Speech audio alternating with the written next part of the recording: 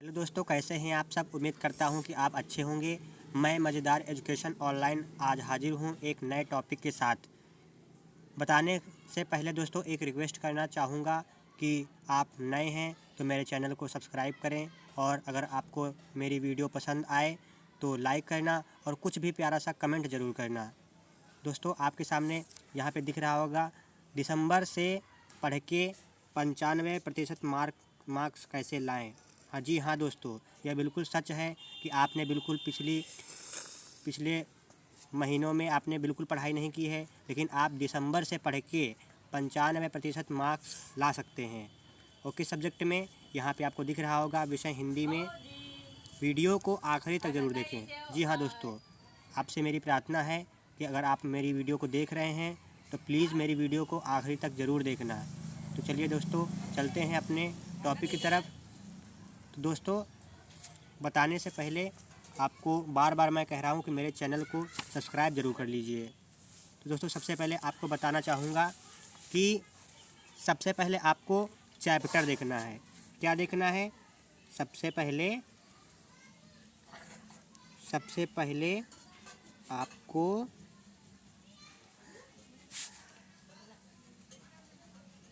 Chapter देखना है कि हिंदी में कितने चैप्टर हैं। आप ये देख लेंगे कि हिंदी में कितने चैप्टर हैं। उसके बाद आप गद्य में आप सबसे पहले क्या करेंगे, गद्य के शुरुआती 3 जीवन परिचय याद कर लेंगे। 3 जीवन परिचय याद कर लेना। ये हो गया। अब दूसरा, पद में क्या करना है?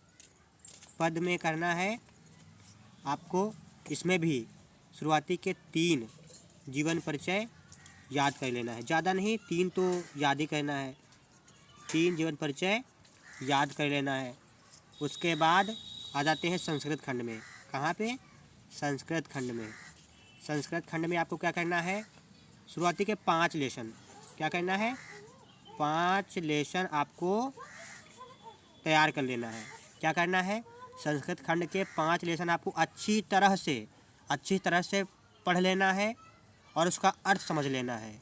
अगर आप इन 5 लेसन शुरुआती के, चाहे आप हाई स्कूल में हो चाहे इंटर में हो, संस्कृत खंड के 5 शुरुआती के लेसन ज़रूर आपको अर्थ सहित अच्छे से समझ में आ जाना चाहिए। मतलब आपको होना ही चाहिए, उसका ज्ञान होना चाहिए। उसके बाद आपको लेसन समझ लेना है।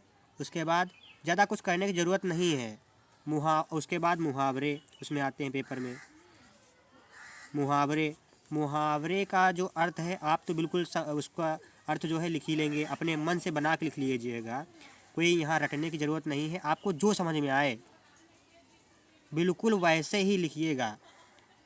उसके बाद अगला, वहाँ पे वाक्यों को शुद्ध, अब यहाँ पे वाक्यों को शुद्ध करिए। यहाँ पे ये भी पूछा जाता है वाक्यों को। ये भी आप बिल्कुल सिंपल होता है, ये ज़्यादा कठिन नहीं होता, टफ नहीं होता है, ये बिल्कुल सिंपल होता है।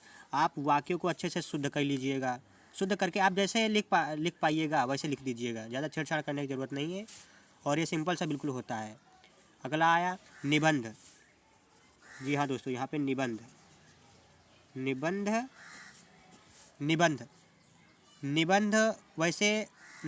जैसे समझ में आए वैसे बिल्कुल लिखना है। निबंध जैसे पर्यावरण प्रदूषण,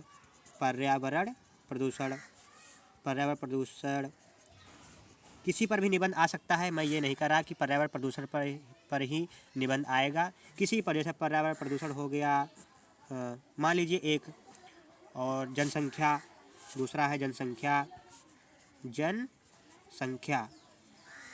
जनसंख्या हो गया। अगर किसी टॉपिक पर आए, मैं यही नहीं कहता कि दोनों पर आएगा, किसी टॉपिक पर आए, आपको जैसे समझ में आए वैसे निबंध लिखना है, और बिल्कुल बस टॉपिक से रिलेटेड हो, टॉपिक से मिलता जुलता हो।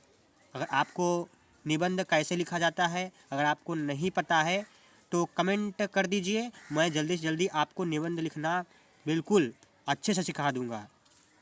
और उसके बाद अगर आप चाहते हैं मैं गद्य पद्य में कौन से जीवन परिचय इम्पोर्टेंट हैं तो मैं बताऊं, तो कमेंट कीजिए।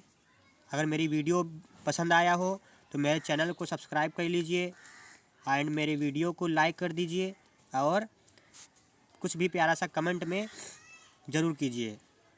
और अगर आप जानना चाहते हैं कि संदर्भ व्याख्या प्रसंग कैसे लिखा जाता है तो कमेंट कीजिए, मैं उसका सलूशन निकालने की और वीडियो बनाने की जल्द से जल्द प्रयास करूँगा। तब तक के लिए जय हिंद, जय भारत।